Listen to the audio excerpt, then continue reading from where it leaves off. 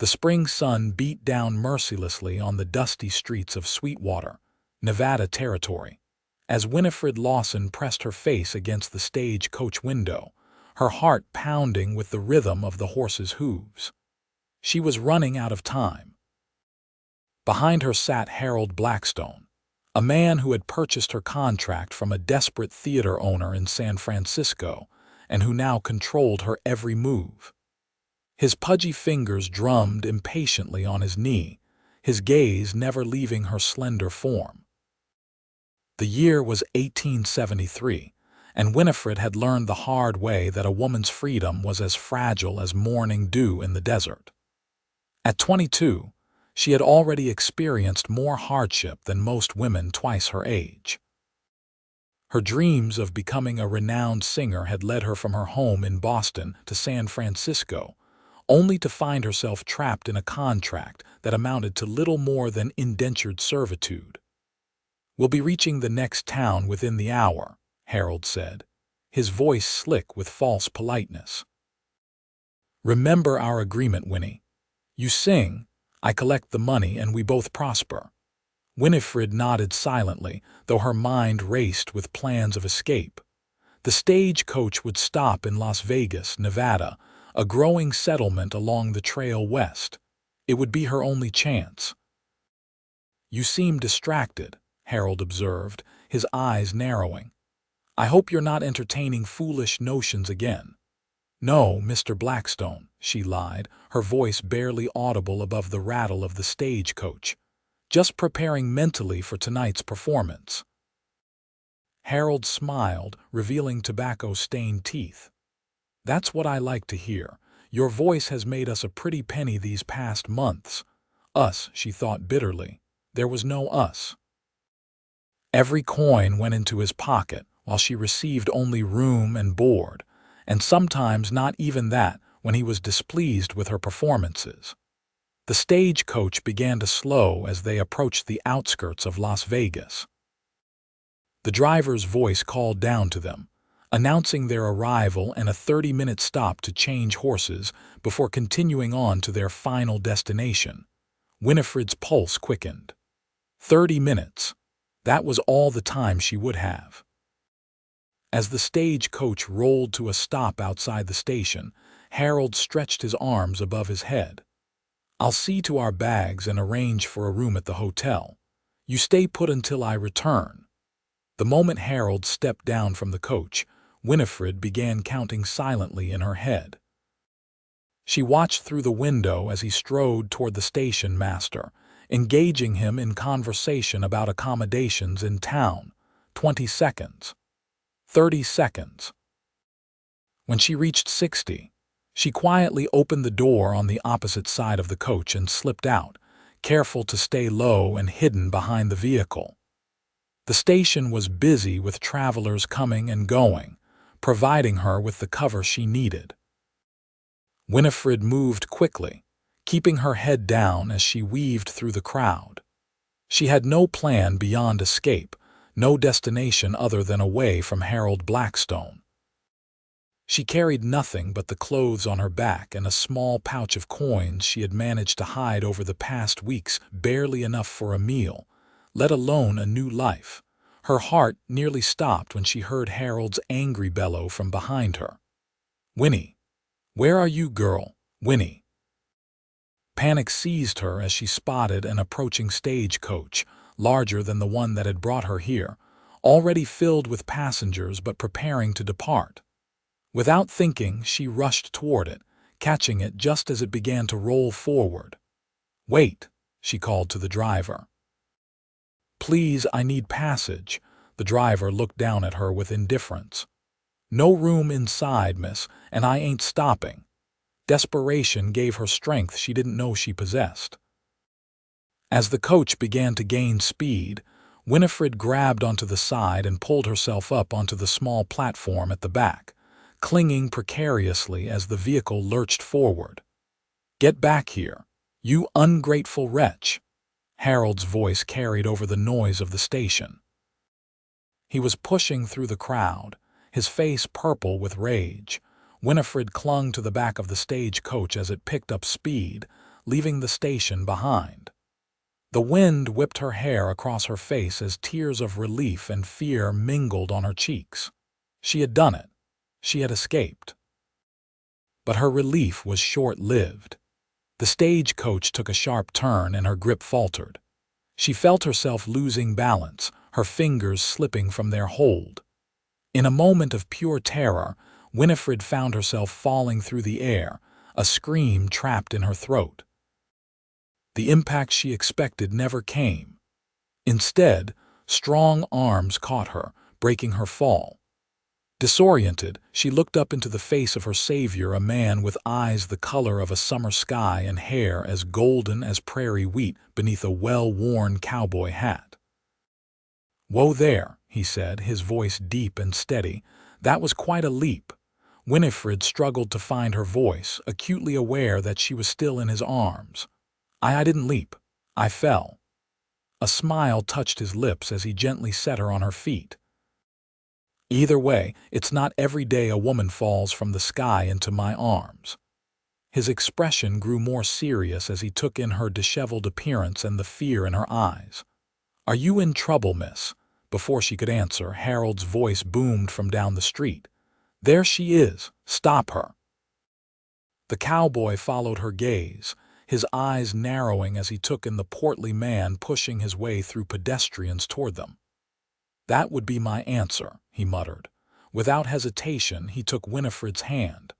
"Come with me if you want to stay free." Winifred didn't hesitate. She placed her trust in this stranger, allowing him to lead her quickly down a side street and away from Harold's pursuing figure. "I'm Preston Ironwood," he said as they hurried through the back alleys of Las Vegas, "and I've got a feeling your story is one worth hearing." "Winifred Lawson," she replied breathlessly. "And Mr. Ironwood, I promise you if you help me now, I'll be forever in your debt." Preston's grip on her hand tightened reassuringly. "I don't want your debt, Miss Lawson, but I do believe in helping folks in need." He glanced back at her, determination written across his handsome features. "And I promise you this, as long as you're with me, you're safe." As they disappeared into the maze of the growing frontier town, Winifred felt something she hadn't experienced in months: hope. Preston led Winifred through a series of narrow passages between buildings until they emerged near a small livery stable at the edge of town. He moved with purpose, clearly familiar with Las Vegas despite its relatively recent establishment. "My horse is here," he explained, guiding her into the shadowed interior of the stable. The rich smell of hay and leather surrounded them as Preston approached a magnificent chestnut stallion. The animal nickered softly at his approach. "This is Rusty," Preston said, running a hand along the horse's neck. "Fastest horse in the territory, which is fortunate because I suspect we'll need his speed." Winifred hung back, suddenly uncertain. The reality of her situation was sinking in. She had just placed her life in the hands of a complete stranger. "Mr. Ironwood, I can't ask you to risk yourself for me. That man, Harold Blackstone, he's dangerous when crossed." Preston's expression hardened. "I've dealt with his kind before. Men who believe they own people instead of contracts." He busied himself checking Rusty's saddle. "What's your connection to him, if you don't mind my asking?" Winifred wrapped her arms around herself, feeling suddenly vulnerable. I was a singer in San Francisco. Mr. Blackstone purchased my performance contract from my previous employer when the theater fell on hard times." Her voice dropped to barely a whisper. "But he changed the terms, kept all the money, threatened me when I protested." Preston nodded grimly. "That explains the desperation I saw in your eyes." He finished his preparations and turned to face her fully. "Miss Lawson, I have a small ranch about half a day's ride from here. It's not much, but it's safe, and that man won't find you there. I can offer you shelter until we figure out a more permanent solution." Winifred hesitated. "Why would you do this for me? You don't know me." A shadow passed over Preston's face. Let's just say I understand what it means to be trapped. No one deserves to live in fear." He offered his hand to her. "Do you trust me enough to come with me?" Before she could answer, voices approached the stable entrance. Through the gaps in the wooden slats, Winifred could see Harold accompanied by a man wearing a sheriff's badge. "She's my contracted performer," Harold was saying. "Ran off with money belonging to me. I have the papers right here." Winifred's blood ran cold. She turned to Preston, panic evident in her expression. Without a word, Preston led her deeper into the stable to a small door at the back. "We need to go now," he whispered urgently. "Can you ride?" "Yes," she replied, gathering her courage. "I grew up riding in Massachusetts before my parents died." Preston nodded approvingly. "Then follow my lead." He guided Rusty through the back door, and once outside he mounted swiftly before extending his hand down to Winifred. She took it without hesitation, and he pulled her up behind him. "Hold tight," he instructed as she wrapped her arms around his waist. The solid warmth of him was strangely comforting. With a gentle kick to Rusty's sides, they were off, moving away from the stable at a controlled pace to avoid drawing attention. Only when they had cleared the outskirts of Las Vegas did Preston urge Rusty into a gallop, the desert landscape blurring around them. The wind whipped Winifred's hair free from its pins as they rode, and for the first time in months, she felt a strange sense of exhilaration mixed with her fear. She clung to Preston, grateful for his strength and the steady rhythm of the horse beneath them. They rode for hours across the Nevada landscape, the sun tracing its arc across the sky. Preston occasionally checked behind them, but there was no sign of pursuit. Eventually, he guided Rusty toward a cluster of rocky outcroppings that provided some shelter from the relentless sun. "We'll rest here for a bit," he said as he helped Winifred dismount.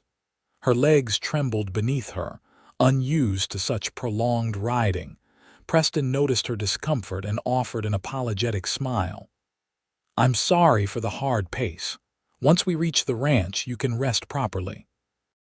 "I'm not complaining," Winifred assured him. "Better saddle sore than back in Harold's clutches." Preston's expression darkened at the mention of Harold's name. "How long has he had this hold over you?" Winifred sank onto a flat rock, grateful for the chance to rest. 6 months. "I was naive when I left Boston, thought my voice would be my fortune." She laughed without humor. "Instead, it became my prison." Preston unstopped a canteen and handed it to her. "Your voice, is it as good as he seemed to believe?" She took a long drink before answering. "Good enough that people pay to hear it. I was making a decent living in San Francisco before Harold came along."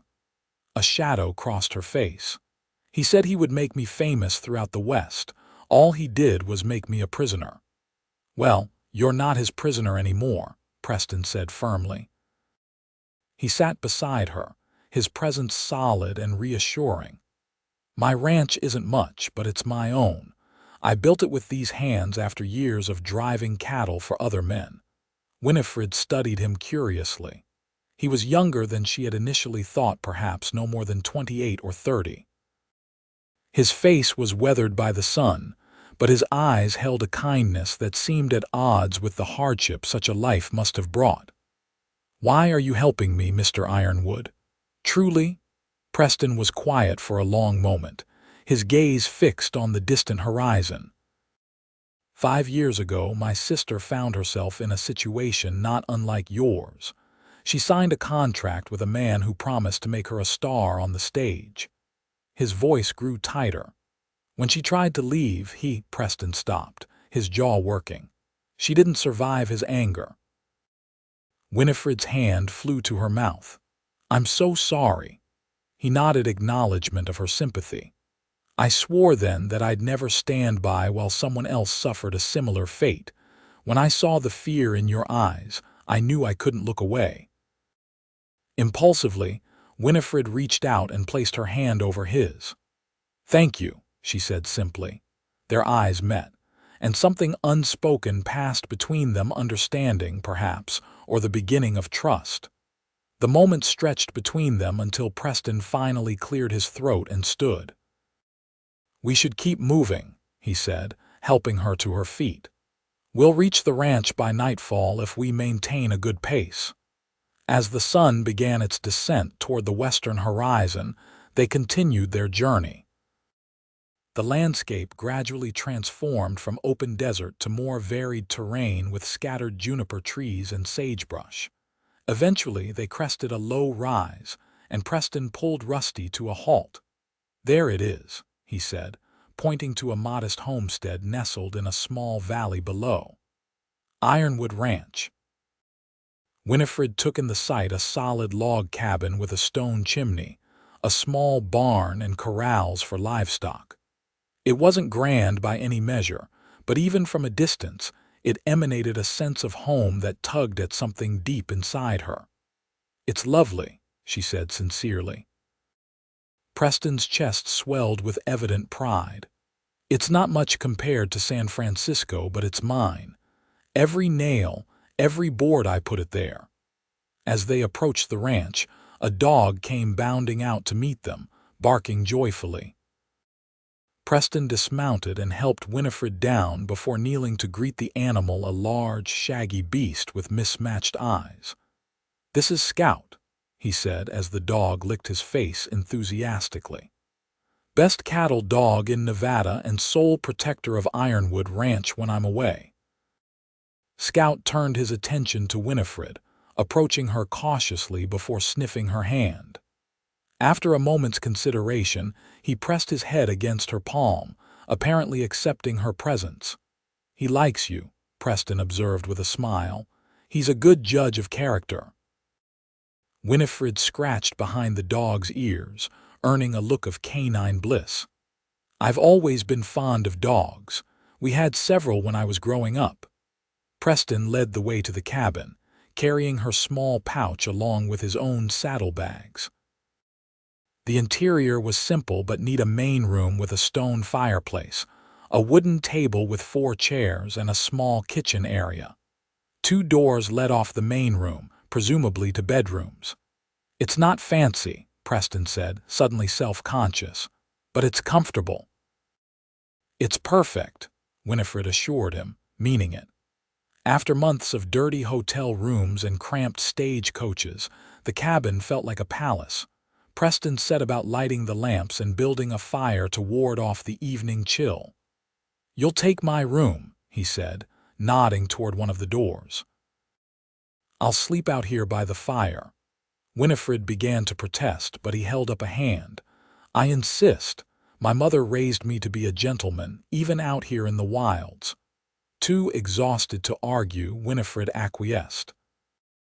Preston showed her to a small but tidy bedroom with a narrow bed covered in a handmade quilt.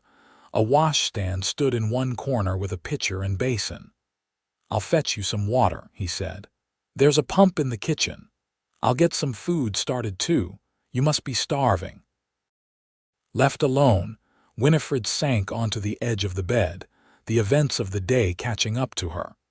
She was free from Harold, at least for now, but she was also completely dependent on the kindness of a man she had just met. Preston seemed honorable, but she had been fooled before. When Preston returned with the water, Winifred thanked him and waited until he left before washing the dust from her face and hands. The cold water revived her somewhat, and she did her best to tidy her appearance before joining Preston in the main room. He had prepared a simple meal of beans, bacon, and cornbread that smelled heavenly to her hungry senses. As they ate, Winifred found herself studying him across the table. In the warm lamplight, his features seemed softer, his blue eyes reflecting the golden glow. "What will you do now?" Preston asked, breaking the comfortable silence that had settled between them. Winifred set down her fork, the question bringing her back to reality. "I don't know," she admitted. "I have no money, no possessions. Harold has my contract, which means legally he can claim I've stolen from him by leaving." Preston frowned. Those contracts aren't meant to be a form of ownership. They're business arrangements. Try telling that to a frontier judge, Winifred said bitterly. Especially when Harold pays them more than I could ever afford. Preston considered this, his expression thoughtful. You could stay here, he offered. At least until we find a way to invalidate that contract. Winifred's eyes widened. I couldn't impose, it's not an imposition, he interrupted. I could use the help around the ranch and you need a safe place. It makes sense. The offer was tempting more than tempting, but Winifred had learned to be cautious about seemingly generous offers from men. What would you expect in return, Mr. Ironwood? Understanding dawned in Preston's eyes and he leaned back, his expression serious. Nothing improper, Miss Lawson. I give you my word. Just help with the chores, cooking, perhaps some gardening. I've been managing alone since I built this place, but having an extra pair of hands would make a difference. Winifred studied him, searching for any sign of deception. Finding none, she nodded slowly. Then I accept your offer, Mr. Ironwood, at least until I can find a more permanent solution. Preston smiled, and the warmth of it reached his eyes. Then welcome to Ironwood Ranch, Miss Lawson. I hope you'll find some peace here. As the evening wore on, they talked about inconsequential things, the weather, the horses, the small herd of cattle Preston maintained. It was only when Winifred began to yawn that Preston insisted she get some rest. That night, as Winifred lay beneath the handmade quilt in Preston's bed, she listened to the unfamiliar sounds of the ranch, the distant lowing of cattle, the soft whine of the wind around the eaves, the occasional bark from Scout. Despite the strangeness of her situation, she felt safer than she had in months. On the other side of the door, Preston stretched out on a pallet near the fire, Scout curled at his feet. His thoughts kept returning to the woman sleeping in his room, her courage in jumping from that stagecoach, the fear in her eyes when Harold had appeared, the gentle way she had touched Scout. He had saved her today, but something told him that Winifred Lawson was going to change his life in ways he couldn't begin to imagine. Morning arrived with the crowing of a rooster and the soft murmur of activity outside the cabin. Winifred woke disoriented, momentarily forgetting where she was. As memories of the previous day flooded back, she sat up, taking in the unfamiliar surroundings of Preston's bedroom.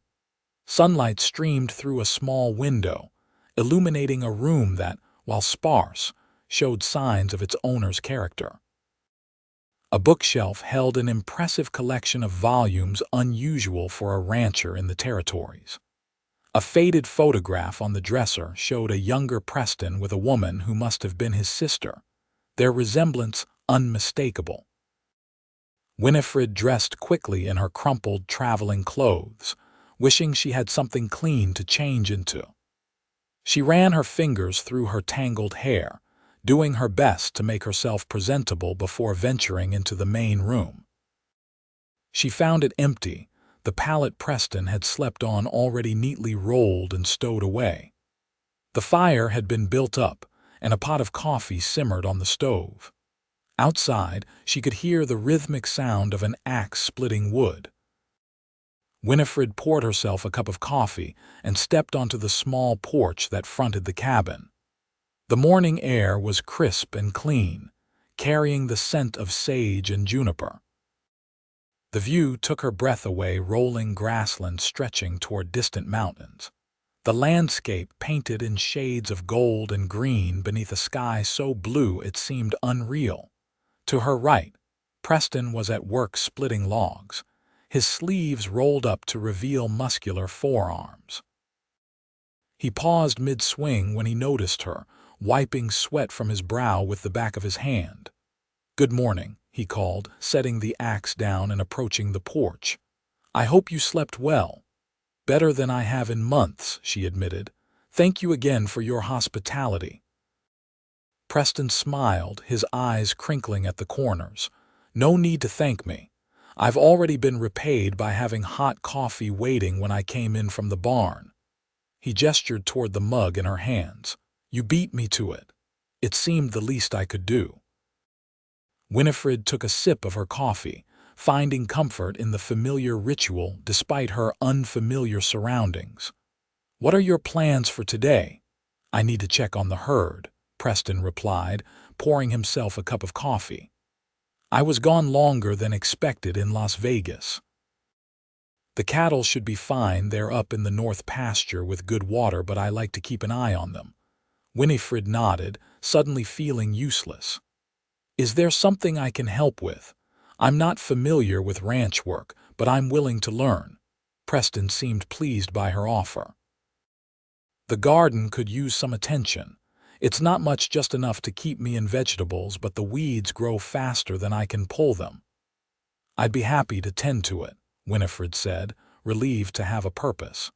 "And perhaps I could prepare a proper meal for this evening, to repay your kindness." "You don't need to repay anything," Preston insisted, "but I wouldn't turn down a home-cooked meal. Bachelor cooking gets tiresome, even to the bachelor." After breakfast, a simple affair of cornmeal mush with honey, Preston showed Winifred around the ranch. The barn housed Rusty and 2 other horses, a gentle mare named Daisy and a young gelding called Thunder.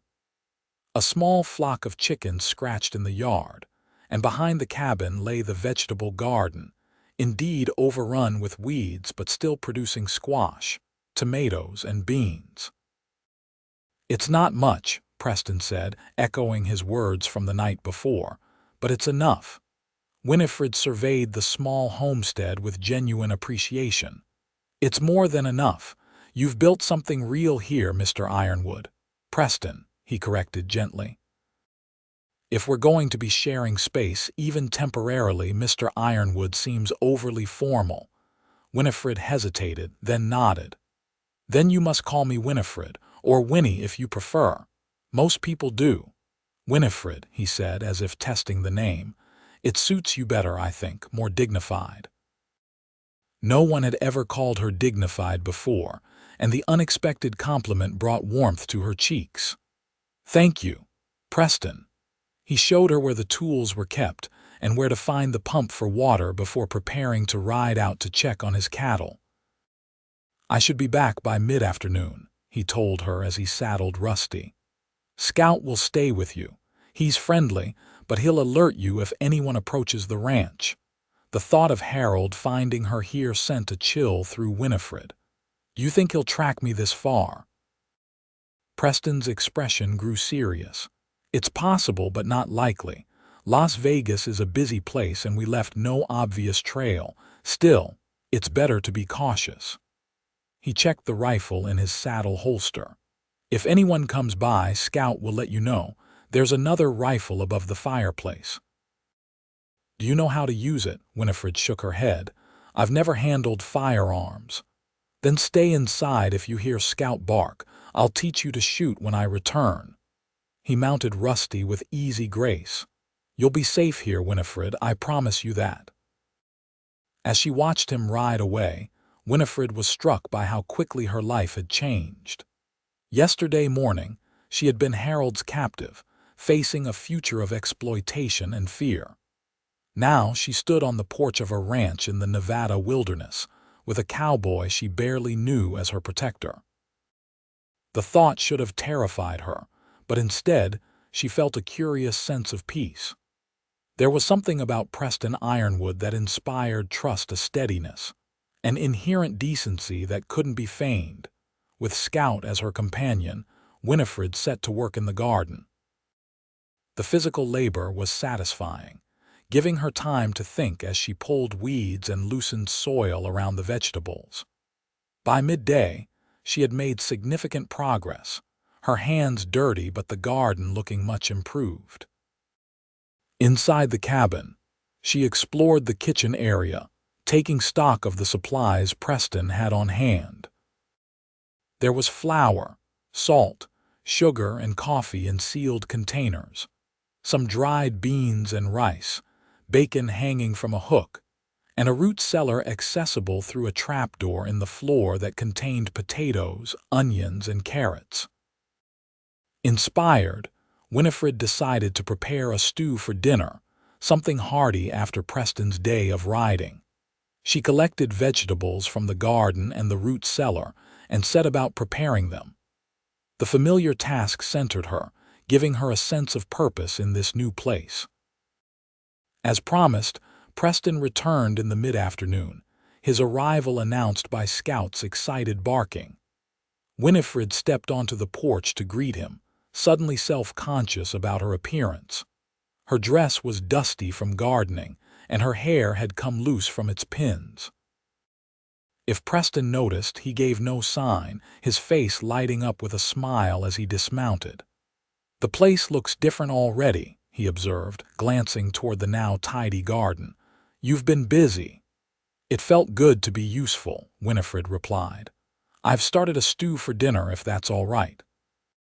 Preston inhaled appreciatively as they entered the cabin. "It smells wonderful. Real food instead of my usual fare." He washed up at the pump outside while Winifred set the table, using the mismatched dishes she had found in the cupboard. There was a domesticity to the scene that might have felt strange, given their brief acquaintance, but somehow seemed natural instead. Over dinner, Preston told her about his herd 30 head of cattle that he was raising to sell in the fall. "It's not a big operation," he explained, "but it's growing. Each year I add a few more head. Eventually I hope to have a proper ranch with more hands and a bigger herd." "How did you come to be a rancher?" Winifred asked, genuinely interested. "You don't seem like the typical cowboy." Preston chuckled.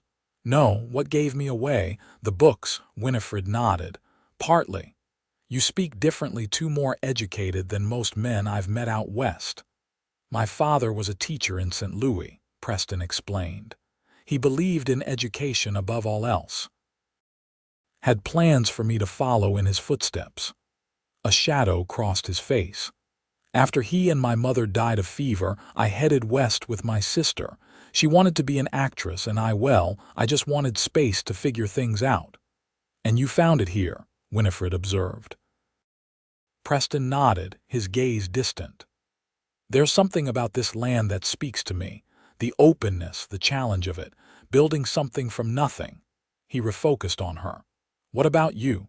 How does a Boston girl end up singing in San Francisco?" Winifred sighed, setting down her spoon. "My parents died when I was 18. Father's business had been failing for years, though he hid it well. When he passed, there was nothing left but debts." She stared into her bowl, memories surfacing. "I had always loved to sing. Mother had trained me herself. She had been quite accomplished before she married. So I used the last of my money to travel to San Francisco, where I had heard there were opportunities for performers." "And there were," Preston prompted when she fell silent. "Yes, though not what I had imagined. I found work in a theater, not a particularly reputable one, but the owner was kind enough. Then Harold came through town." Her voice hardened. "He saw me perform, approached my employer, and the next thing I knew, I had a new manager. One who claimed all rights to my earnings and controlled my every move." Preston's jaw tightened. "Men like that are a plague. They see talent as something to be exploited rather than nurtured." "Exactly," Winifred agreed, surprised by his understanding. "He called me his little songbird and kept me in a cage of contracts and threats." She looked up at Preston. "Until yesterday, when I finally found the courage to fly." "And what a flight it was," Preston said with a gentle smile. "Right into my arms." Their eyes met across the table, and Winifred felt a flutter in her chest that had nothing to do with fear or anxiety. There was a warmth in Preston's gaze that made her feel seen, truly seen for the first time in longer than she could remember. The moment was broken by Scout scratching at the door. Preston rose to let the dog in, and the conversation turned to lighter topics as they finished their meal. Later, as they sat before the fire with cups of coffee, Preston broached the subject that had been on both their minds. "We should discuss your situation more practically," he said. "Harold will likely continue to search for you, at least for a while." Winifred nodded, her earlier contentment fading. "I have no legal recourse. The contract I signed gives him rights to my performances for another year." "But not to you as a person," Preston pointed out. "There's a difference, though I admit the law might not always recognize it, especially out here." "So what can I do?" Winifred asked, feeling the weight of her circumstances settle on her shoulders once more. Preston considered for a moment. "We have options. One is to wait it out. Stay here, keep a low profile until the contract expires naturally." "A year in hiding," Winifred murmured. "And what would I do after that? Start over somewhere new?" "That's one possibility," Preston agreed. "Or—" He hesitated, as if weighing his next words carefully. "We could find a way to invalidate the contract. If Harold has violated its terms, or if it can be proven that he misrepresented himself or the arrangement, you might have grounds to void it."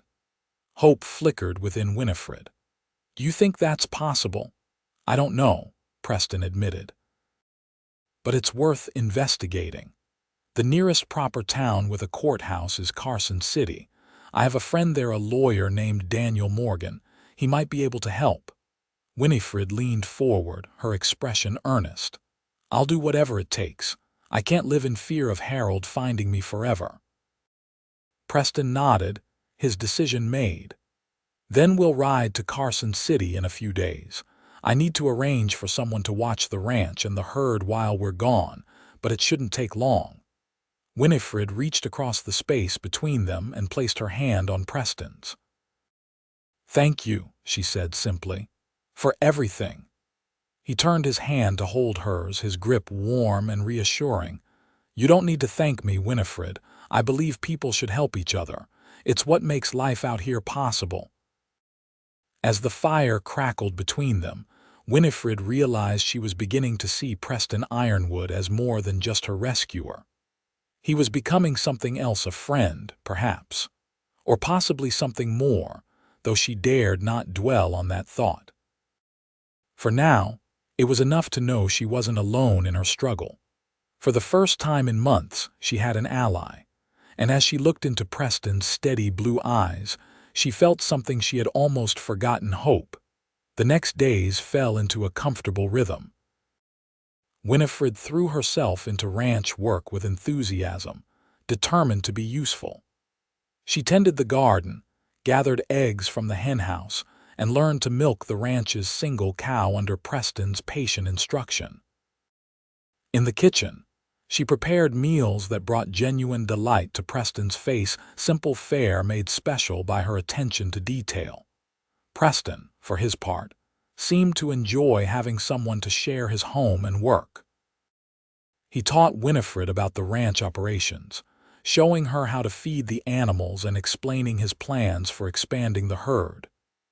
In the evenings, they would sit on the porch, watching the sunset paint the western sky in spectacular colors, talking about everything and nothing.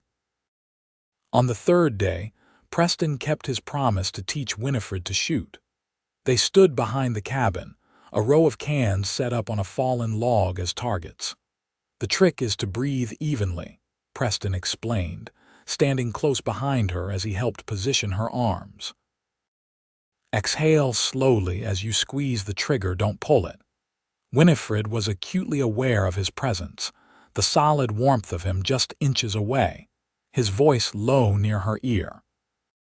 She focused on the rifle in her hands, trying to ignore the flutter in her stomach that had nothing to do with the weapon's weight. Her first shot went wide, missing the cans entirely. "I'm terrible at this," she groaned. Preston chuckled.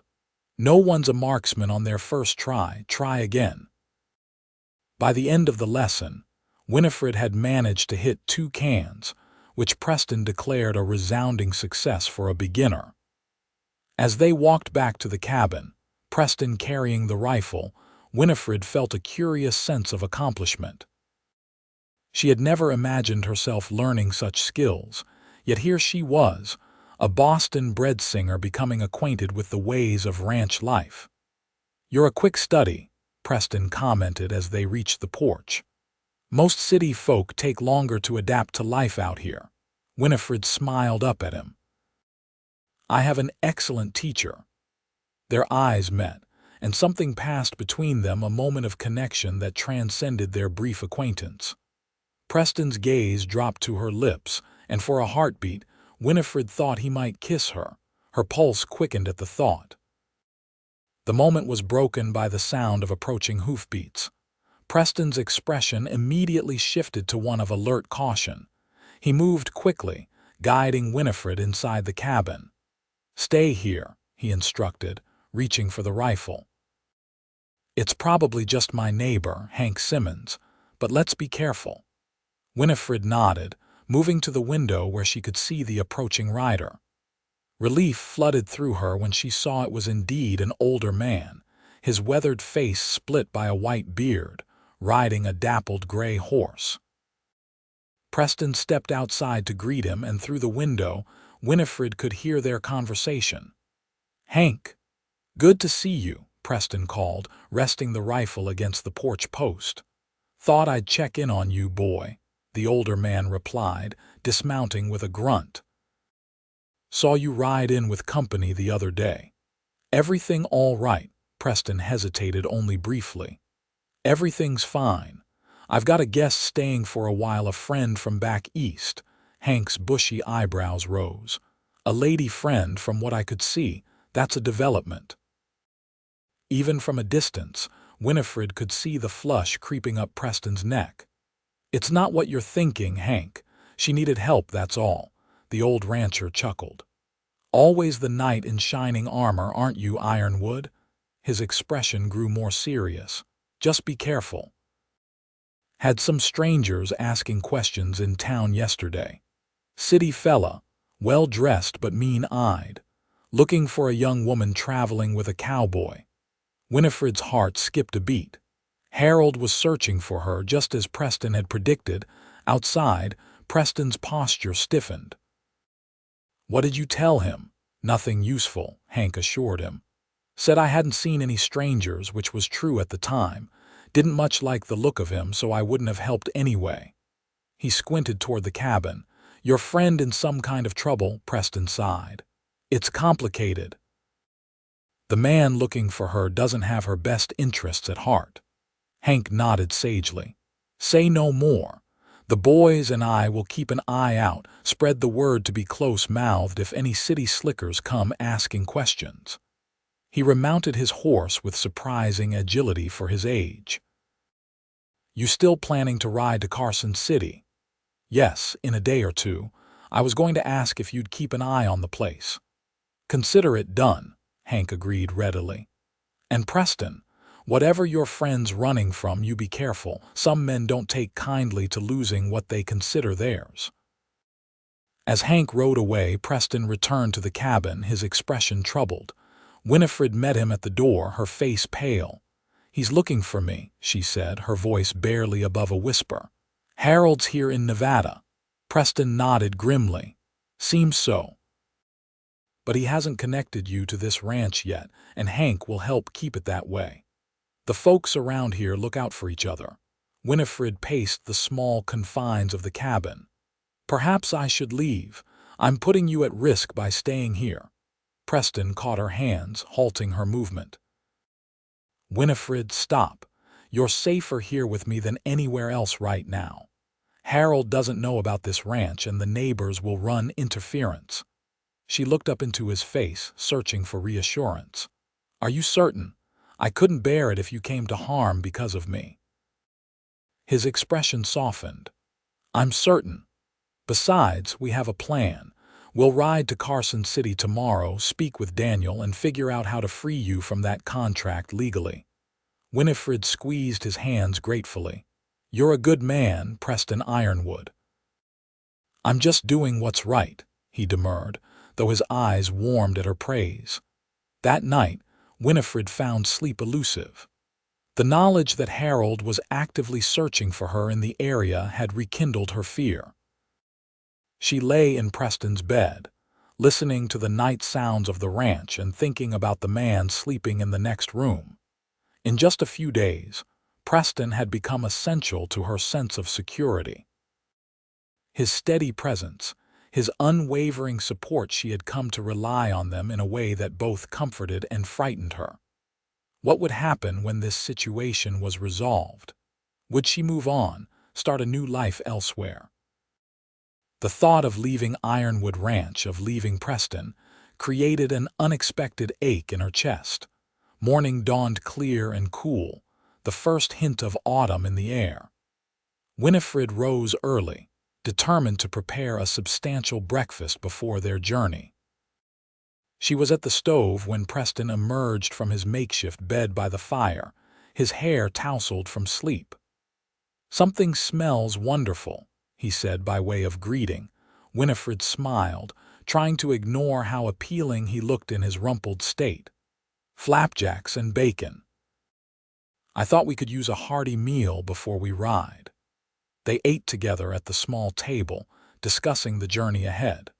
Carson City was a full day's ride, meaning they would need to spend at least one night there before returning. "I know a decent boarding house where you can stay," Preston told her.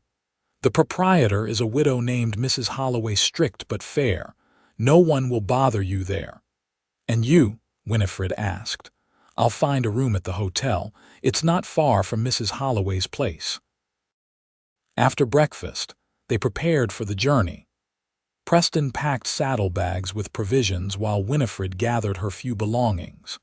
She had washed her traveling dress and done what repairs she could, but it was still shabby for a visit to the territorial capital. Noting her concern, Preston disappeared into his room, returning with a small wooden box. "These belong to my sister," he said, opening it to reveal a simple but well-made dress of deep blue cotton. "She was about your size. I think she'd want you to have it." Winifred was touched by the gesture. "Are you certain? These must be precious to you." Preston nodded, a shadow of old grief passing over his features. "They're no good sitting in a box. Elizabeth would have liked you, I think. She was spirited like you."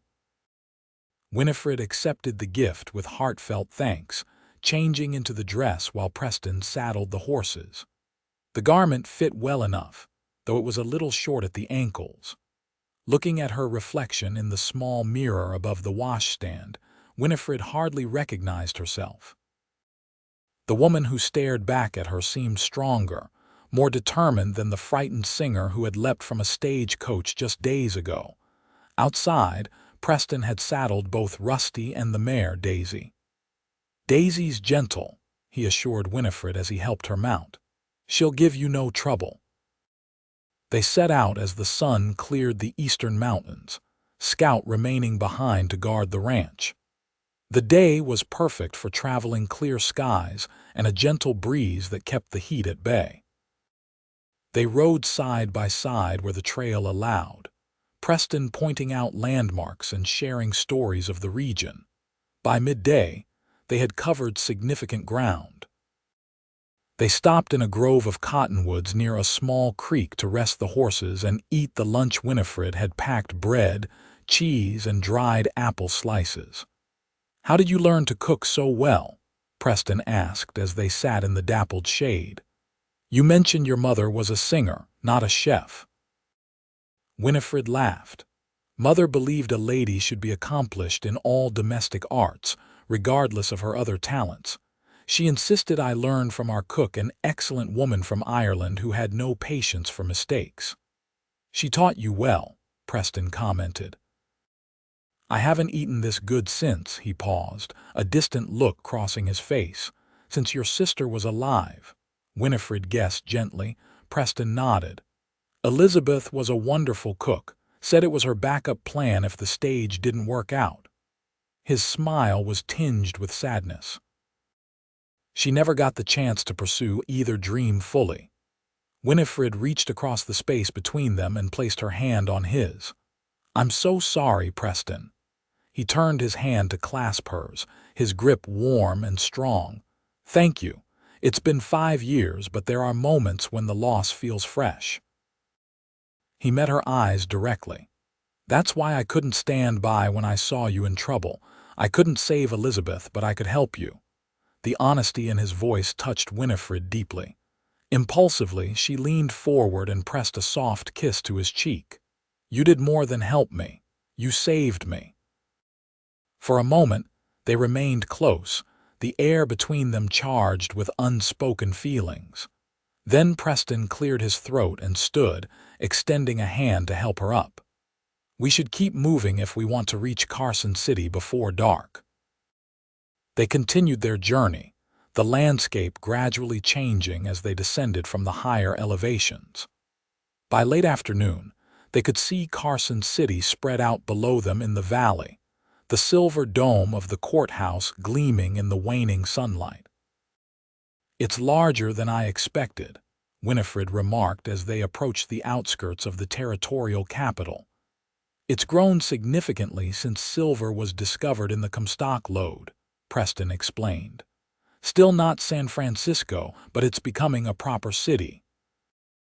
They rode down the main street, passing storefronts, saloons, and government buildings. Winifred was struck by how civilized it seemed after the isolation of Ironwood Ranch. Women in fashionable dresses promenaded along wooden sidewalks, while men in business suits hurried about their affairs. It was a stark reminder of the world she had left behind and might soon rejoin.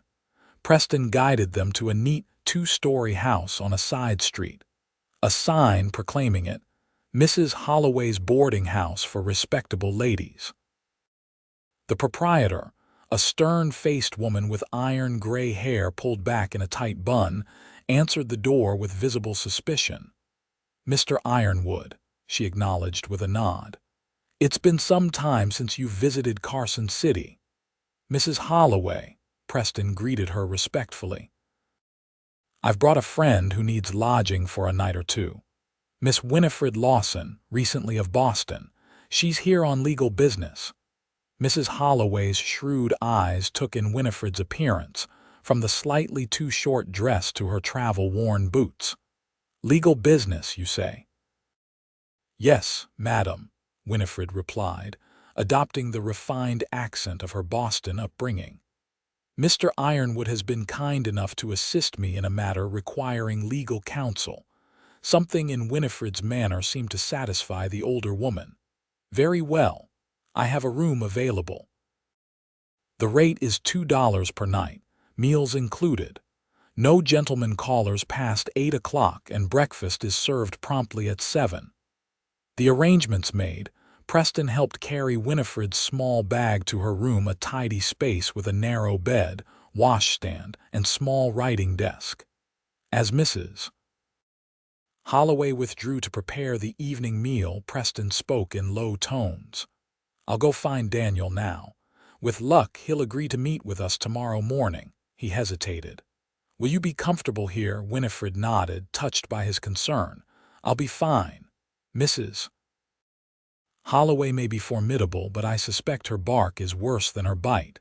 Preston smiled. You're right about that. Beneath that stern exterior beats a heart of, well, not quite gold, but perhaps silver. His expression grew serious. Lock your door tonight, Winifred. I don't think Harold would look for you here, but it's best to be cautious. I will, she promised. For a moment, Preston looked as if he wanted to say more. Instead, he reached out and briefly squeezed her hand. I'll return in the morning. Rest well. After he left, Winifred sat on the edge of the bed, suddenly overwhelmed by the events of the past few days. The journey from Ironwood Ranch to Carson City seemed to have shifted something between her and Preston, a subtle change in the air, an awareness that had not been there before. Or perhaps it had been there all along, and she was only now allowing herself to acknowledge it.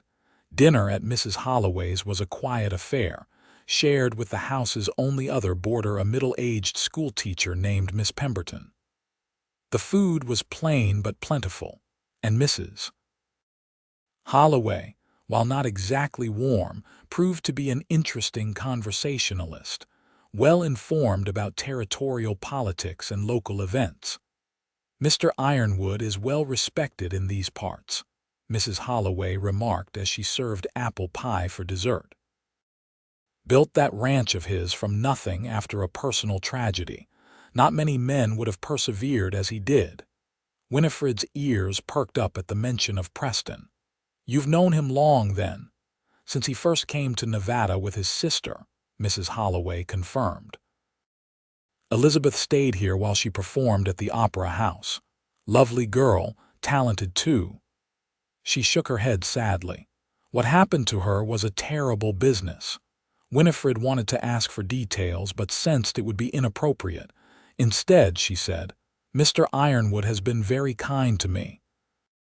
I'm fortunate to have met him." Mrs. Holloway's sharp eyes assessed Winifred. "He's not a man who gives his trust easily, Miss Lawson. If he's helping you, he must believe your cause is just." She rose to clear the plates. "And if Preston Ironwood believes in you, that's good enough for me." Later, alone in her room, Winifred reflected on Mrs. Holloway's words as she prepared for bed. Preston had indeed given her his trust, and more than that, his protection and support with barely any hesitation. In a world where she had learned to be wary of men's motivations, his selfless assistance was both surprising and deeply moving. She fell asleep thinking of blue eyes and a gentle smile, wondering what the next day would bring. Morning arrived with a knock at her door. Mrs. Holloway announcing breakfast. Winifred dressed quickly in Elizabeth's blue dress, arranging her hair as neatly as she could without her usual combs and pins. She wanted to look presentable for their meeting with Daniel Morgan, to show herself as a woman of substance rather than a fugitive performer. As promised, Preston arrived shortly after breakfast, looking refreshed in clean clothes, his hat in hand as he greeted Mrs. Holloway. "Daniel will see us at 9 o'clock, he told Winifred. "His office is just down the street from the courthouse." They walked together through the bustling streets of Carson City. Winifred stayed close to Preston's side, wary of being recognized despite the unlikelihood of Harold being in the territorial capital. Daniel Morgan's law office occupied the second floor of a brick building that also housed a land surveyor and a dentist. The lawyer himself was a surprise younger than Winifred had expected, perhaps 35, with intelligent eyes behind wire-rimmed spectacles, and a forthright manner that immediately put her at ease. "Preston has explained some of your situation, Miss Lawson," Daniel said after introductions were made and they were seated in his cluttered but organized office. "But I'd like to hear the details from you, if you don't mind." Winifred recounted her story, her arrival in San Francisco, her employment at the theater, and how Harold had purchased her contract. She described the increasingly controlling nature of their arrangement, how he had kept her earnings and monitored her movements, and finally, her desperate escape in Las Vegas. "You have a copy of the contract?" Daniel asked when she had finished. "No," Winifred admitted. "Harold kept all the papers." Daniel stroked his clean-shaven chin thoughtfully. "That's problematic but not insurmountable. These performance contracts typically include specific terms regarding compensation, living conditions, and behavioral expectations.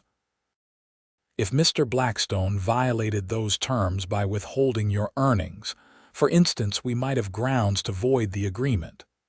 Hope flickered in Winifred's chest. "Is that possible even without the original document?" "Possibly," Daniel said cautiously. "We would need to establish what the standard terms would have been, then prove that Blackstone violated them.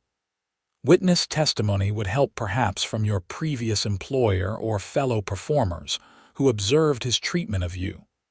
Preston, who had been listening quietly, leaned forward. "What about her basic rights? Surely no contract can legally bind someone into what amounts to servitude." Daniel nodded. That's our strongest argument. Courts have increasingly recognized that certain contractual provisions can be void as against public policy if they are overly restrictive of personal liberty. He turned to Winifred. Were there specific clauses that limited your freedom beyond what would be reasonable for a performer? He controlled where I lived, who I spoke with, even what I wore, Winifred replied.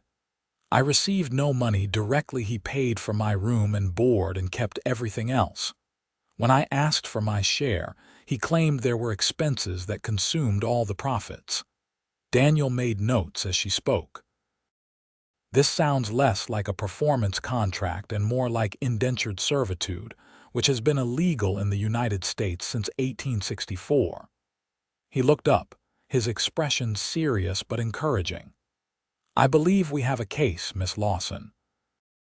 It won't be simple, especially without the original contract, but there are legal principles on your side. What's our next step? Preston asked. I need to draft a petition to the court, Daniel explained. We'll request a declaratory judgment voiding the contract on grounds that it violates public policy and constitutes illegal servitude. Ideally, we'd serve this petition on Mr. Blackstone, giving him the opportunity to respond. Winifred's heart sank. That would mean revealing my whereabouts to him. Daniel nodded, understanding. There is another option. We can file the petition and request a hearing without initially serving Blackstone. If the judge is sympathetic, and I believe Judge Wilson would be, we might obtain a preliminary ruling in your favor. How long would this process take? Preston inquired. A week, perhaps 2, depending on the court's schedule, Daniel replied. I can file the petition today, but we'll need to wait for the court to set a hearing date. Winifred and Preston exchanged glances. 2 weeks was longer than either had anticipated being away from Ironwood Ranch. Reading their concern, Daniel added, You don't need to remain in Carson City the entire time. I can send word to the ranch when the hearing date is set. They discussed fees. Daniel insisted on a reduced rate, citing his friendship with Preston, and the lawyer promised to begin drafting the petition immediately. As they prepared to leave, Daniel held Preston back for a private word while Winifred waited in the outer office. What did he want to discuss? She asked as they descended the stairs to the street. Preston seemed slightly uncomfortable. He was concerned about your safety while the legal process unfolds, suggested that you might be vulnerable to coercion if Blackstone were to find you before the hearing. Understanding dawned. He thinks Harold might try to force me to return with him. Preston nodded grimly. It's a possibility we need to consider. Daniel recommended that you stay somewhere Blackstone wouldn't think to look. He hesitated. He also suggested that your position would be stronger if you were less vulnerable legally. Winifred frowned. What does that mean? Preston's cheeks colored slightly. He thought that if you were married, you'd have additional legal protections. A husband would have standing to contest Blackstone's claims. Oh, Winifred said softly, heat rising to her own face. I see. They walked in awkward silence for a moment before Preston cleared his throat. I told him that wasn't necessary. We'll find other ways to ensure your safety until the hearing. Winifred nodded, uncertain whether to feel relieved or disappointed by his dismissal of the idea. Marriage as a legal protection was hardly the romantic proposal a woman might dream of, yet the thought of being Preston's wife sent an unexpected thrill through her. Daniel seems confident in our case, she said, changing the subject. I feel hopeful for the first time in months. Preston's expression warmed. You should. You've taken the first step toward true freedom. He glanced at the sun, high overhead now. It's nearly noon. Shall we find some lunch before we head back to the ranch? They found a small cafe near the courthouse where they could eat without attracting undue attention. Over bowls of hearty stew and fresh bread, they discussed their next steps. "Hank will look after the ranch, but I should get back to the herd," Preston said. "They're vulnerable to predators and rustlers if left unattended too long." "Of course," Winifred agreed. "I wouldn't want to keep you from your responsibilities." Preston studied her across the table. "The question is what to do about you. The ranch is remote, which makes it safe but also isolated. If Blackstone somehow tracks you there, you'd be vulnerable while I'm out with the cattle." Winifred considered this. "I could learn to shoot better," she suggested. "Or perhaps I could stay in Carson City until the hearing." Preston shook his head. "You'd be too exposed here. Carson City isn't large enough to disappear in, and Blackstone would likely check the hotels and boarding houses if he traced you to the area." "Then what do you suggest?" Winifred asked, noting the troubled look in his eyes. Preston hesitated, then reached across the table to take her hand. "Come back to the ranch with me. We'll be cautious, keep a lookout for strangers. Hank and the other neighbors will help." His grip tightened slightly. "I promise to keep you safe, Winifred, and I intend to honor that promise." The intensity in his eyes made her heart beat faster. "I trust you, Preston," she said softly. "I'll go where you think best."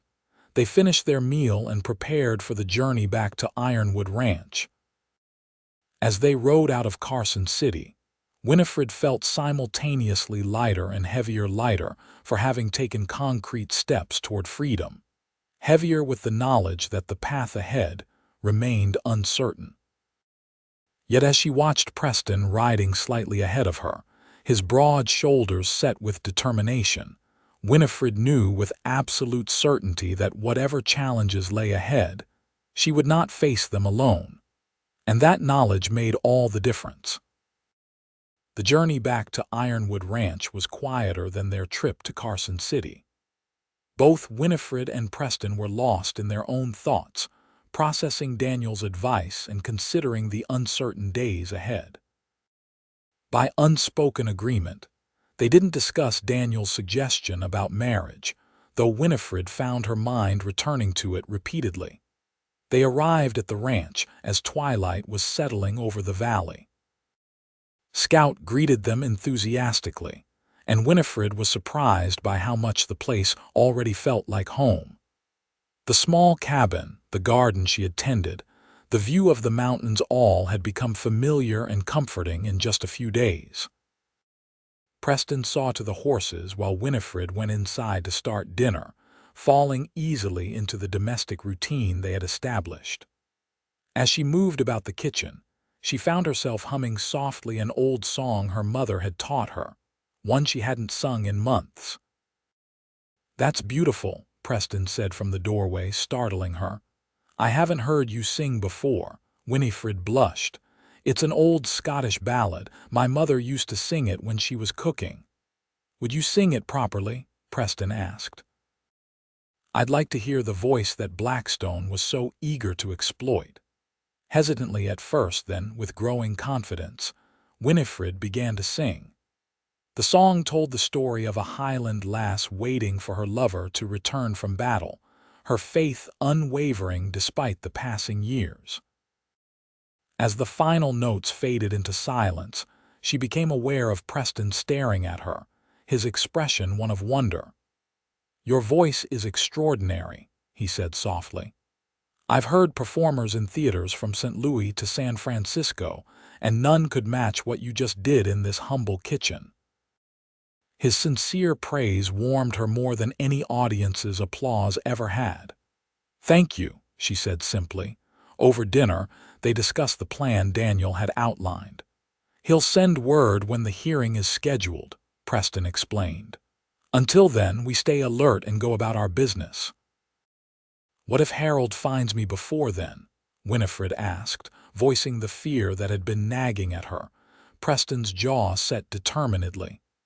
"He won't take you anywhere against your will, not while I'm breathing." The fierceness of his promise should have frightened her, but instead It filled Winifred with a sense of security she had almost forgotten was possible.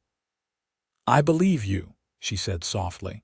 After dinner, they sat on the porch as had become their custom, watching night fall over the valley.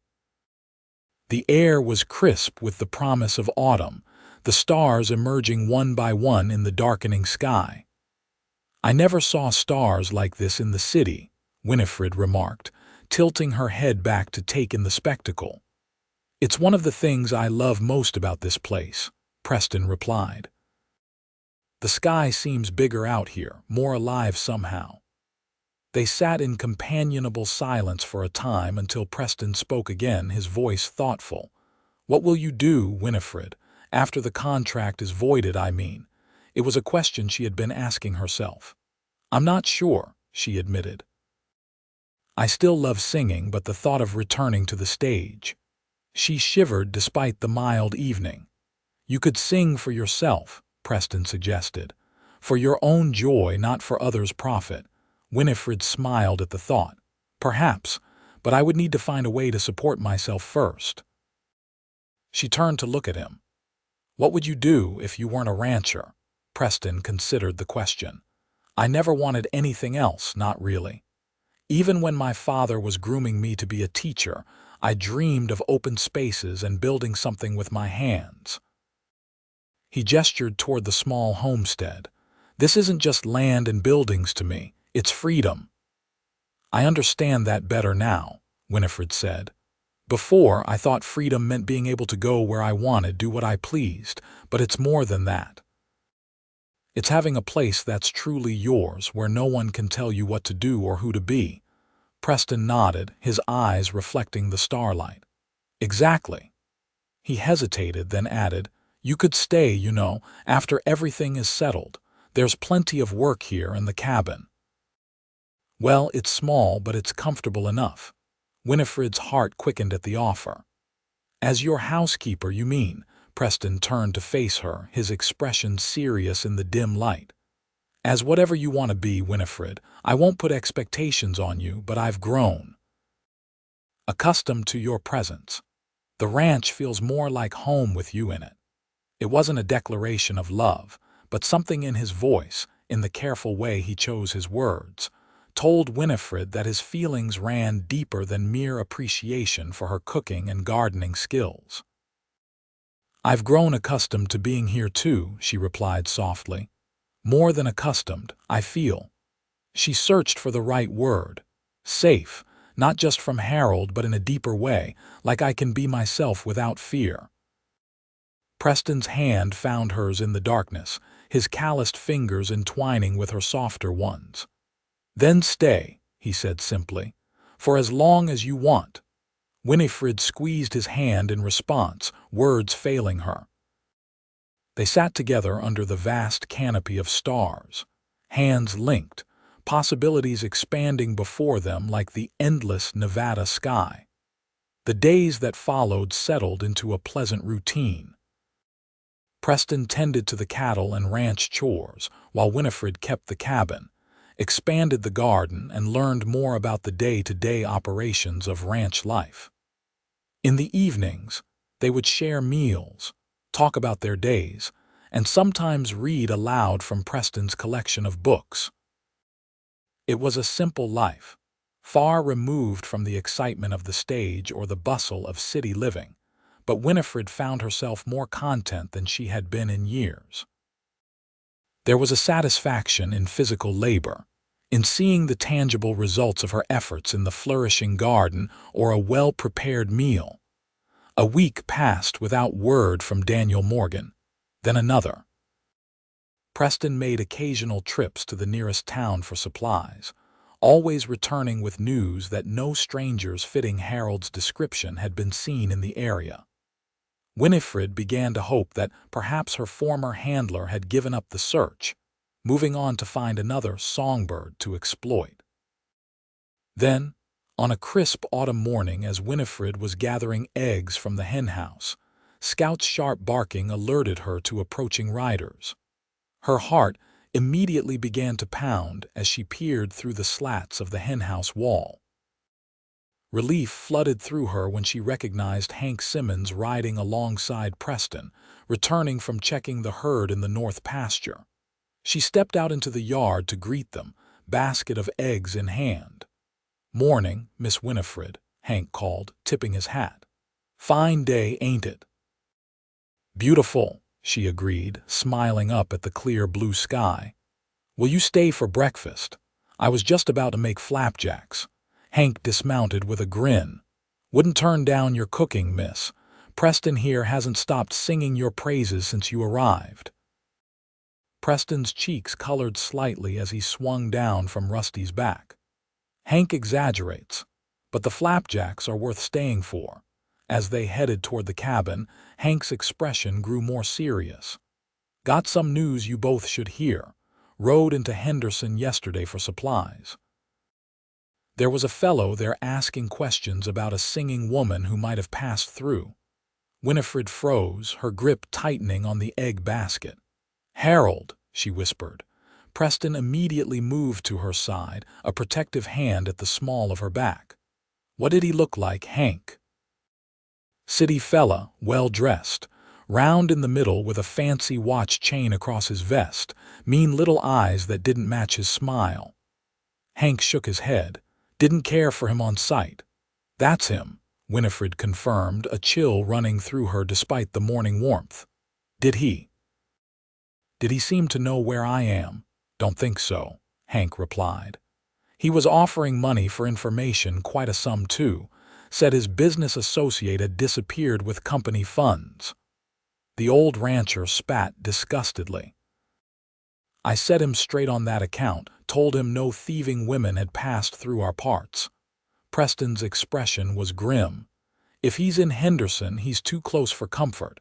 That's less than a day's ride from here." "That's why I came directly," Hank agreed. "Thought you should know." He glanced at Winifred sympathetically. "Seems to me this fella ain't planning to give up his search anytime soon." Inside the cabin, over the promised breakfast, they discussed their options. Winifred's hands trembled slightly as she poured coffee, the reality of Harold's proximity shattering the sense of security she had begun to feel. "Maybe I should leave," she suggested, not meeting Preston's eyes. "Go somewhere he wouldn't think to look. California, perhaps, or up to Oregon Territory." "Alone?" Preston's voice was sharp with concern. "Without resources or protection. That's not a solution, Winifred. If I stay, I put you at risk," she argued. "Harold isn't above using violence to get what he wants. He's done it before with performers who tried to break their contracts."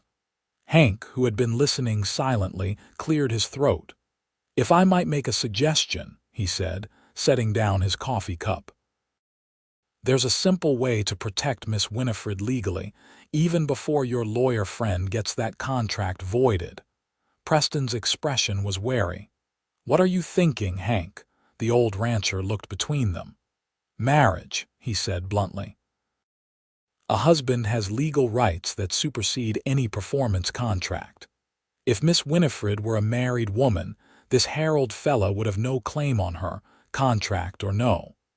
Winifred's cheeks burned, and she couldn't bring herself to look at Preston.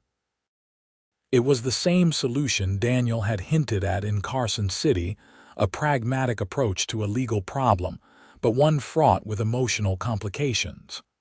"That's a significant step to take for legal protection," Preston said carefully. Hank shrugged. "Just offering a practical solution.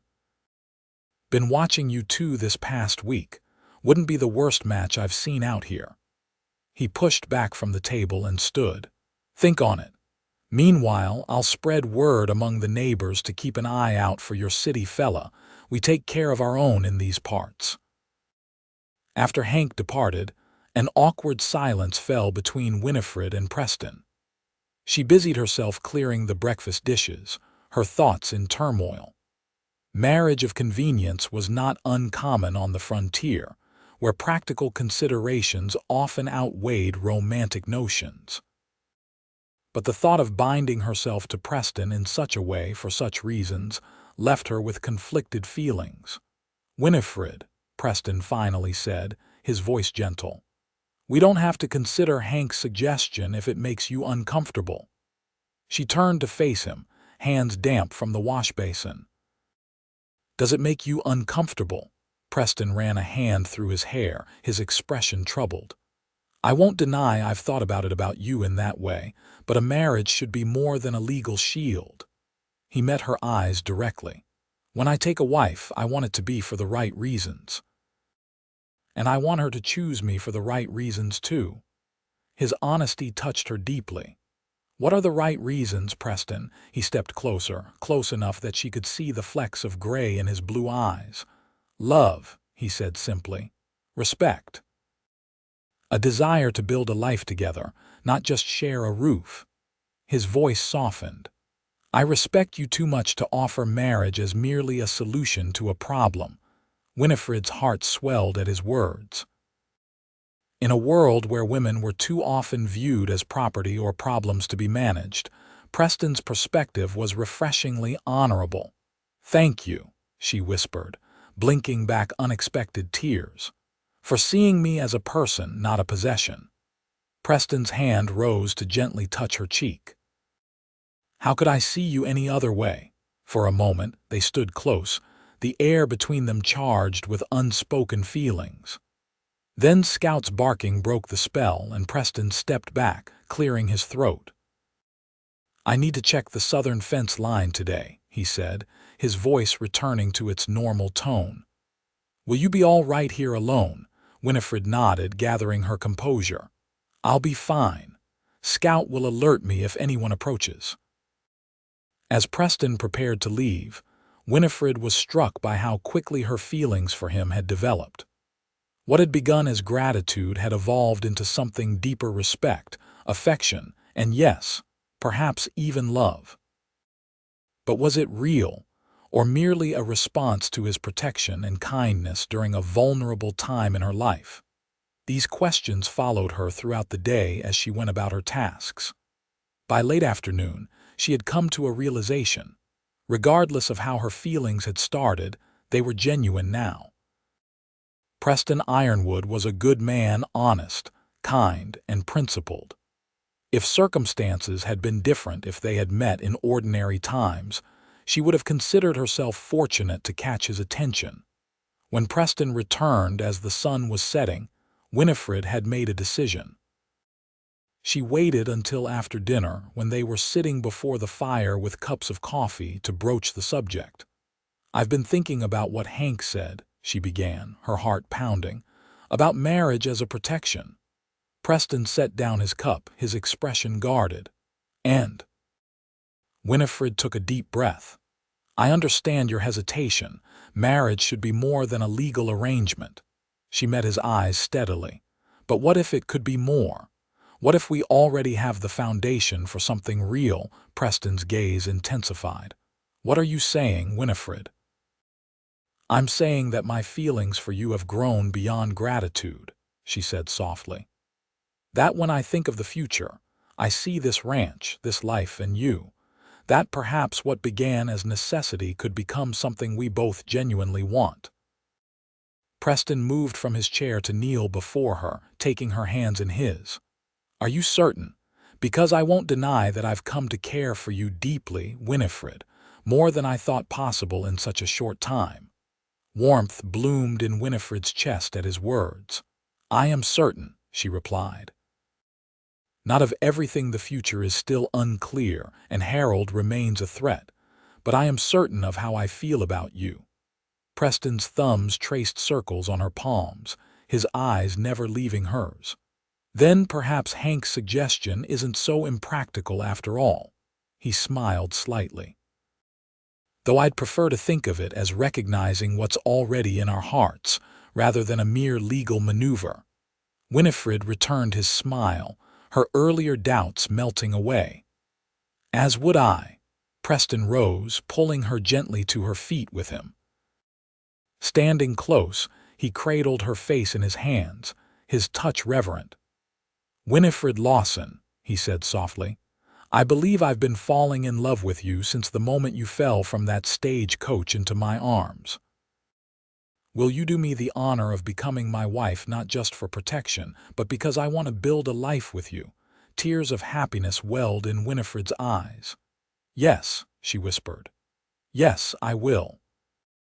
Preston's smile was brilliant as he lowered his lips to hers in their first kiss, gentle at first, then deepening as Winifred's arms wound around his neck. When they finally parted, both were breathless. "We'll ride to Carson City tomorrow," Preston said, his forehead resting against hers. "Find a justice of the peace, and then see Daniel about expediting the hearing." Winifred nodded, too full of emotion for words. What had begun as an escape from one man's control had led her to another man's love, a love freely given and freely returned, with no strings or contracts attached. As Preston held her close in the firelight, Winifred knew with certainty that whatever challenges lay ahead, they would face them together. And that knowledge was the greatest freedom of all. The journey to Carson City the next day was filled with a mixture of nervousness and excitement. Winifred wore Elizabeth's blue dress, freshly washed and pressed for the occasion, while Preston had donned his Sunday best, a clean shirt, dark trousers, and a vest that had seen better days but was still respectable. They spoke little as they rode, each lost in their own thoughts about the step they were about to take. For Winifred, there was still a lingering fear that Harold might somehow interfere, that this chance at happiness might be snatched away. For Preston, there was a quiet determination to make this unexpected marriage a true partnership, not merely a shield against Winifred's past. Carson City was bustling when they arrived, the streets busy with midday traffic. Their first stop was Daniel Morgan's office, where they were fortunate to find the lawyer between appointments. "Marriage," Daniel repeated when they explained their plan. He removed his spectacles and polished them thoughtfully. "It's certainly a definitive solution to the legal aspects of the situation. Once married, Mr. Blackstone's contract would be superseded by the rights of a husband." "That's our understanding," Preston confirmed. Daniel replaced his spectacles, studying them both. "May I speak frankly?" At their nods, he continued, "Marriage is not a step to be taken lightly, even in these circumstances. Are you both certain this is what you want?" "We are," Winifred replied without hesitation, her hand finding Preston's. "This isn't solely about legal protection, Mr. Morgan." Daniel's expression softened at the evident sincerity in her voice. "I can see that," he acknowledged. "Very well. Judge Wilson has office hours this afternoon. He's authorized to perform civil marriages. I can accompany you if you wish." "We would appreciate that," Preston said gratefully. Before they left for the courthouse, Daniel had news to share about their case. "I've filed the petition regarding your contract, Miss Lawson. The hearing is scheduled for next week, though your marriage today may render it somewhat moot." "I'd still like to proceed with it," Winifred insisted. "Not just for myself, but for any other performers who might find themselves in similar situations." Daniel nodded approvingly. "A commendable perspective. I'll continue with the preparations." The Carson City Courthouse was an imposing structure of red brick with a silver dome, representing the territory's mining wealth. Inside, the marble floors and wood-paneled walls spoke of Nevada's growing prosperity and ambitions for statehood. Judge Wilson proved to be a kind-faced older gentleman with a shock of white hair and bushy eyebrows. When Daniel explained the situation in carefully edited terms, the judge agreed to perform the ceremony immediately. "I've known Preston Ironwood for years," he told Winifred as they waited for the court clerk to prepare the necessary documents. "Fine young man, solid character. You're making a wise choice, my dear." In the judge's chambers, with only Daniel and the court clerk as witnesses, Preston and Winifred exchanged simple vows. There were no rings, they hadn't had time to purchase them, but as the judge pronounced them husband and wife, Winifred felt a sense of rightness that transcended such traditional symbols. When Preston kissed her to seal their union, it was gentle but full of promise, a beginning rather than an end.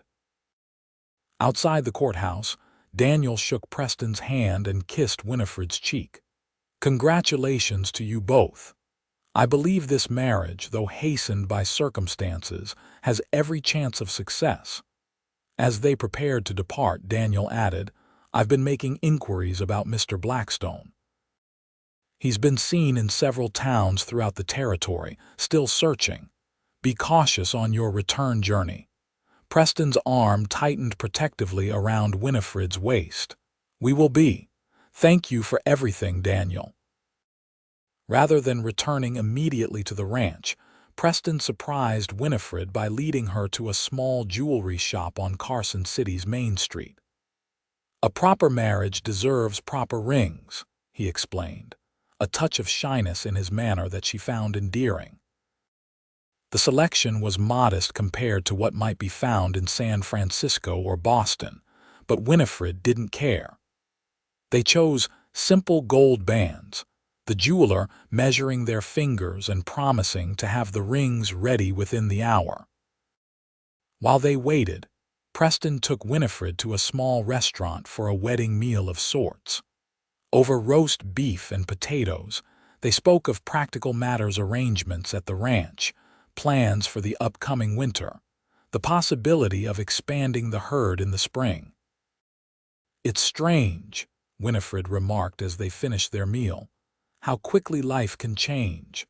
A fortnight ago I was Harold's captive, with no hope of escape.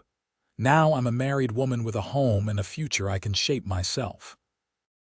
Preston reached across the table to take her hand, his thumb brushing over the spot where her wedding ring would soon rest.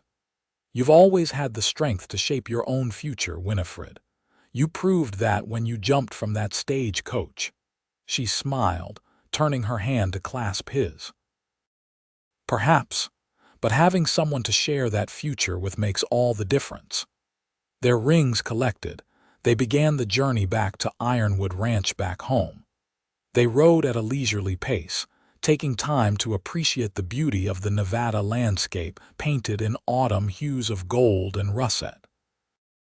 As they approached a narrow pass between rocky outcroppings, Scout, who had accompanied them on this journey, suddenly growled low in his throat.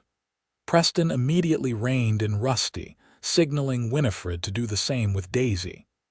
"What is it?" she whispered, fear clutching at her heart. Preston's eyes scanned the rocks above them. "Not sure, but Scout senses something." He reached for the rifle in his saddle holster, keeping his movements slow and deliberate. The attack came without warning. A shot rang out, the bullet striking the ground near Rusty's hooves. The horse reared in panic as Preston fought to control him. Winifred screamed, her own mount dancing nervously at the sudden commotion. "Well, well," a familiar voice called from above them. The elusive songbird and her cowboy protector. Harold Blackstone emerged from behind a boulder, a smoking revolver in his hand. His normally impeccable appearance was disheveled, his face reddened from sun exposure and unshaven. But his eyes held the same cold calculation Winifred remembered all too well. "How touching," Harold sneered, gesturing with his gun for Preston to drop his rifle. "I've been tracking you for days. Followed you to Carson City, watched your little courthouse ceremony." His lip curled in disgust. "A pathetic attempt to circumvent our contract, Winnie." Preston slowly lowered his rifle to the ground, his eyes never leaving Harold. "That contract is void," he said evenly. "Winifred is my wife now, legally and in the eyes of God. Whatever claim you thought you had on her is finished." Harold laughed, an ugly sound that echoed off the rocks. "Is that what you think? That a hasty marriage to a dirt-poor rancher erases a legally binding agreement?" He focused his attention on Winifred. "You stole from me, girl, not just yourself but the money I could have made from your voice, and now you'll pay." Fear threatened to overwhelm Winifred, but she fought it back, drawing strength from Preston's steady presence beside her. "I stole nothing, Harold," she replied, her voice remarkably steady. "You're the thief of my earnings, my freedom, my dignity, but no more." Harold's face contorted with rage. "You ungrateful little—" He raised the revolver, pointing it directly at Winifred. What happened next seemed to unfold in slow motion. Preston launched himself from Rusty's back, tackling Harold just as the gun discharged. The bullet went wild, striking nothing. The two men tumbled down the rocky slope, grappling for control of the weapon. Winifred dismounted hastily, her heart in her throat as she watched the struggle. Scout raced ahead, barking furiously but unable to help in the chaotic fight. Another shot rang out and Winifred screamed Preston's name, terror gripping her. For a moment, both men were still. Then Preston rose shakily to his feet, Harold's revolver in his hand. Below him, Harold lay motionless on the ground. Winifred rushed to Preston's side, her hands frantically checking him for injuries. "Are you hurt? Did he shoot you?" Preston shook his head, his breathing ragged. "No, I'm all right. The gun discharged when we were struggling."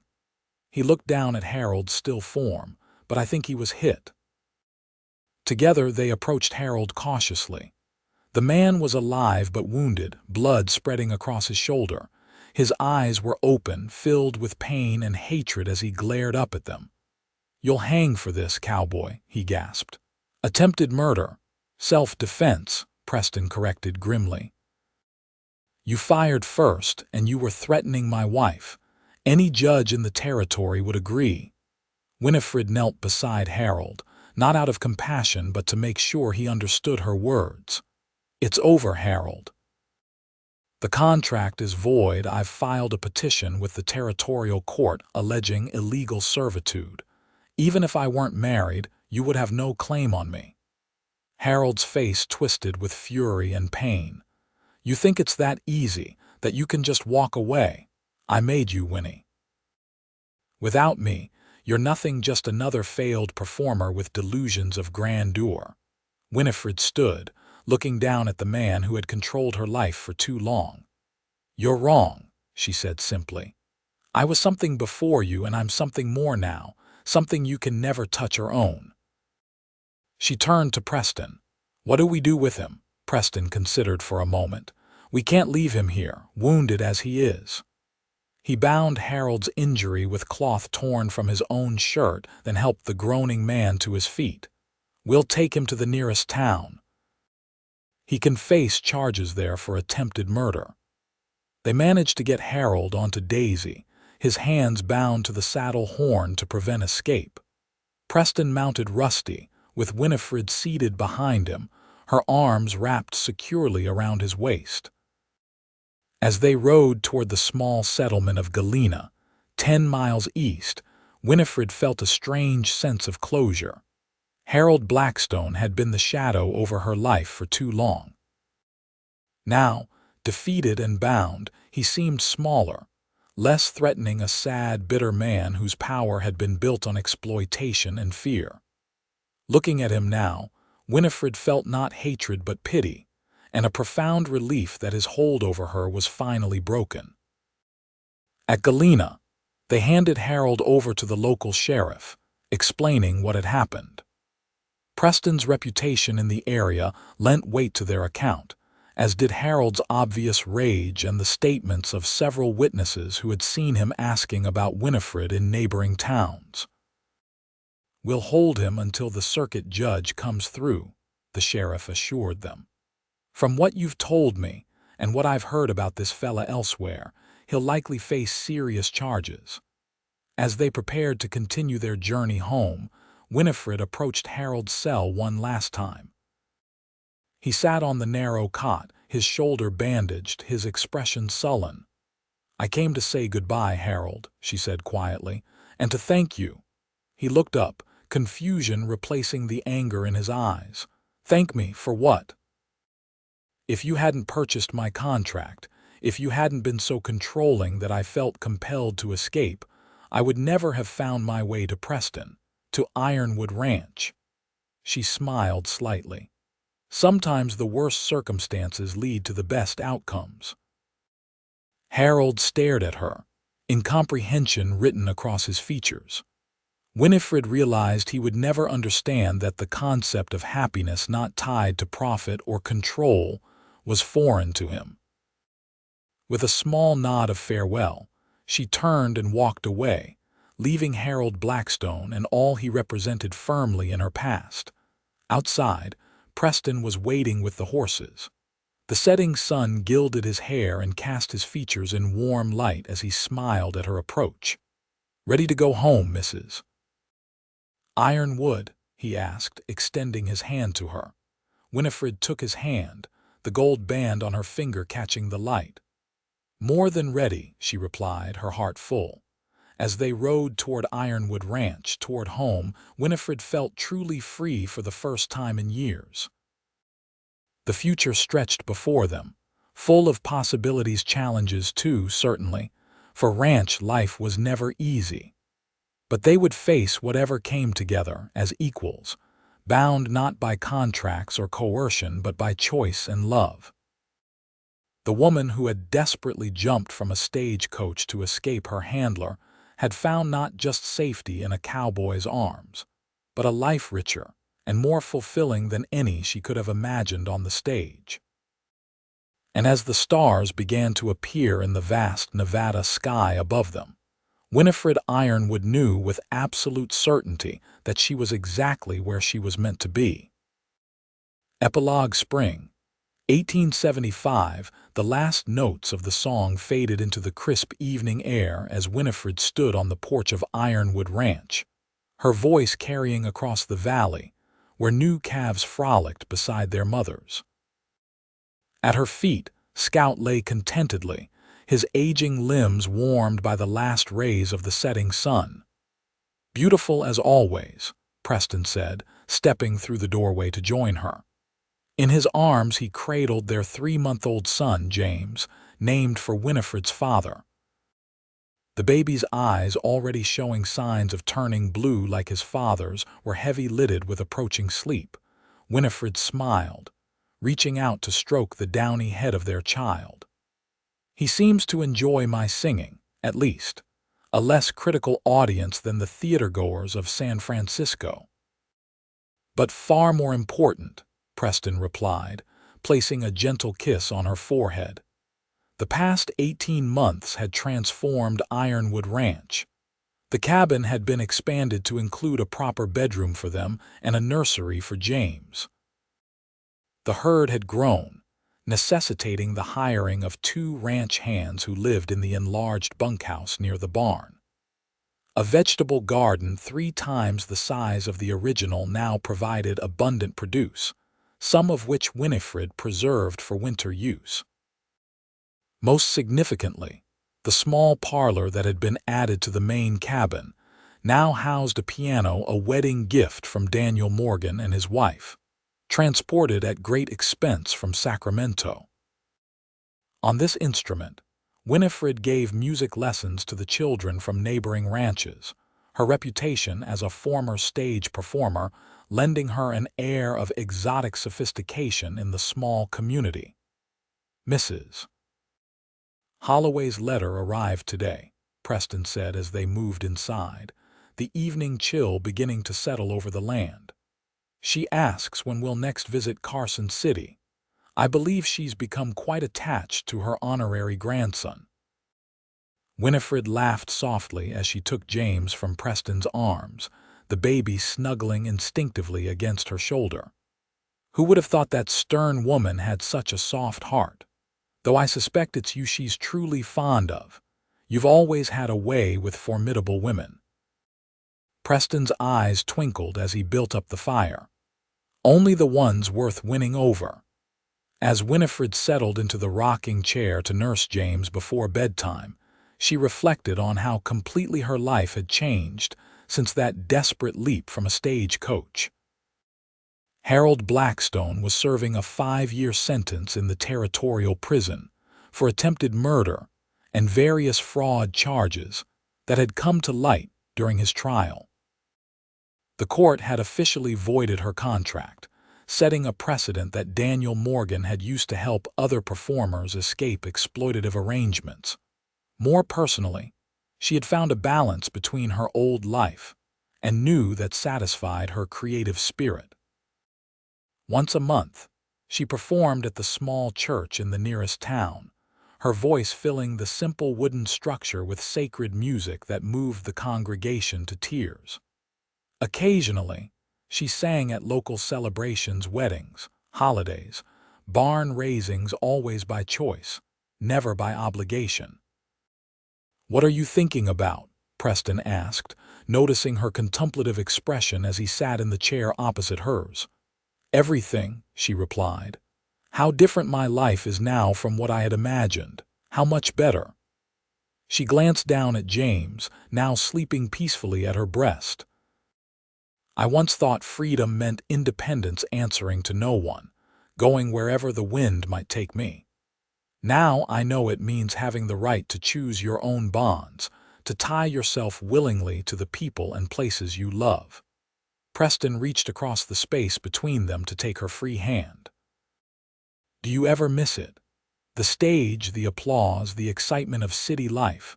Winifred considered the question honestly.